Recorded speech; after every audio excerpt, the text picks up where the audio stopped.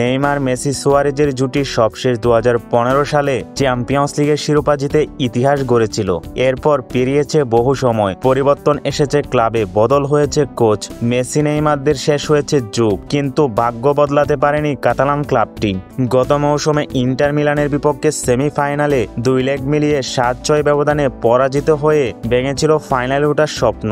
German coach Hansi ফ্লিকের অধীনে এবার নতুন করে আবারও স্বপ্ন দেখছে ইউসিএল এর শিরোপা পুনরুদ্ধারে।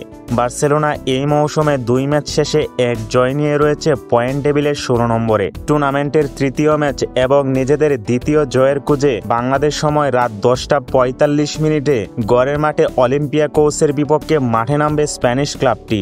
লা লিগায় গড়ের মাঠে সবশেষ ম্যাচে জিরোনার বিপক্ষে শেষ মুহূর্তের গোলে জয় নিয়ে মাঠ ছেড়েছিল। ম্যাচ শেষে সংবাদ সম্মেলনে বার্সা কোচ বলেছিলেন, আমরা এখনও দলের সঠিক ভারসাম্য খুঁজে চলেছি। খেলোয়াড়দের মানসিকভাবে প্রস্তুত রাখতে হবে, কারণ ইউসিএল এর মঞ্চে ভুলের কোনো সুযোগ নেই। অন্যদিকে অলিম্পিয়াকোসের অবস্থান চ্যাম্পিয়ন্স লিগে একেবারে তলানিতে।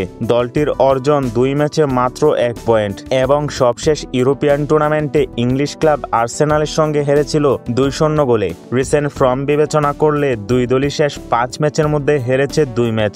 অলিম্পিয়াকোসের সঙ্গে শেষবার মুখোমুখি হয়েছিল 2017-18 মৌসুমে ইউরোপিয়ান প্রতিযোগিতায়। গড়ের মাঠে গ্রিজের ক্লাবটির বিপক্ষে হারেনি লাউগ্রানা, সেই ম্যাচে 3-1 গোলের জয়ও রয়েছে।